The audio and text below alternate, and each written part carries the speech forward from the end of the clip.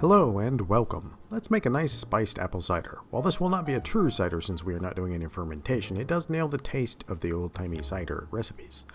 This is also one of the easiest drinks you can make for the holidays, and it pairs quite well with whiskey or rum. Now let's look at what you need to make this. So, as I said, easy.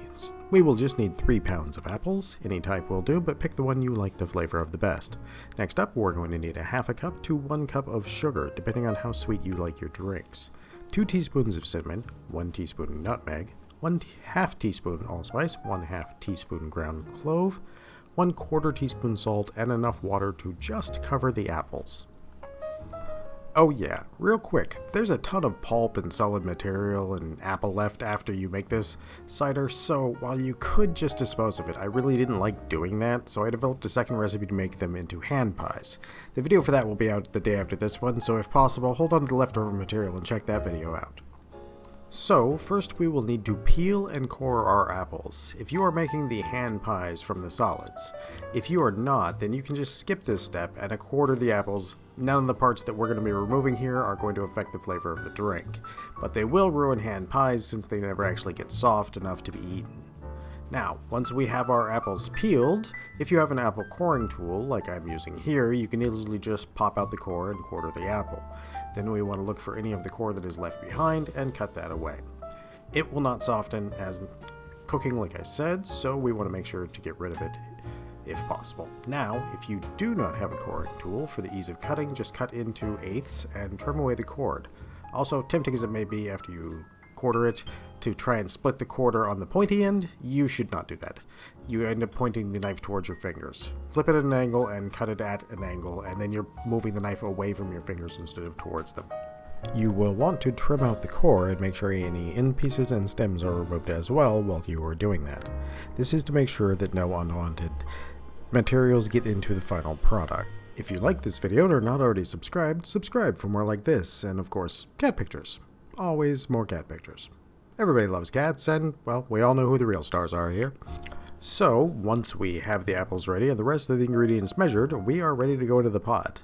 You can just dump everything in and go. There's not going to be any difference if you try and unclump the cinnamon and the allspice. Once it starts boiling, all the clumps and pockets of spices will break down and be spread out across the whole mix. So, lastly, we'll just need enough water to cover the apples. The easiest way to get this right is just add enough water till you can see it around the bottom of the apples.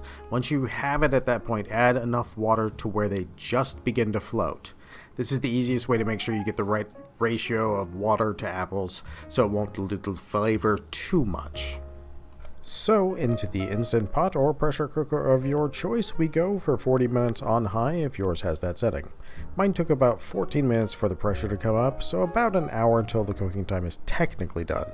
I let mine manual release since I was making this ahead of time and I didn't need it this evening. My natural release took about 50 extra minutes, so my total time was about 2 hours. If you did a manual release, you'd be looking at just over an hour to make this.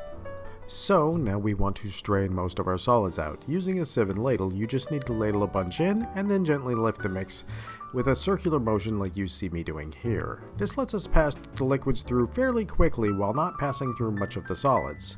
If you were to push it down towards the screen rather than making this rotating motion, it would end up passing a lot more of the solids through. For cider, it is perfectly normal to have some solids, unlike a normal apple juice where all of it's out. So what gets through our sieve is going to be okay. If you did want to make it clear like apple juice, you would run it through a coffee filter after this step, and that would clear up the rest of the solids. Also at this point, you will want to taste your cider to decide if it's sweet enough. I like mine less sweet, so the beginning half cup was fine for me. Just add your sugar slowly, about 1/8 of a cup at a time, because while you can add more sugar, you cannot take it away once you've put it in there. Once we are strained and sweetened, we are ready to go. We just need to use a funnel to put the liquids in our desired container. In my case, I just used an empty 32-ounce juice container. I find this recipe makes about 28 to 34 ounces depending on how big the apples are, so it kind of varies from bag of apples to bag of apples. So most juice bottles tend to actually be a perfect fit with at most 1 little cup that you get to drink when you make it. And with that, you have a great tasting non-alcoholic cider. Super easy to make, and you can adjust the tastes as you see fit. I find it best served hot and with some gingerbread cookies, as I'm sure you've already noticed. So, as always, I'd like to thank you all for watching and sharing the videos. It really helps me out. And next video, we're making the hand pies from our leftover solids from this. And with that, as always, have a great day and a great meal.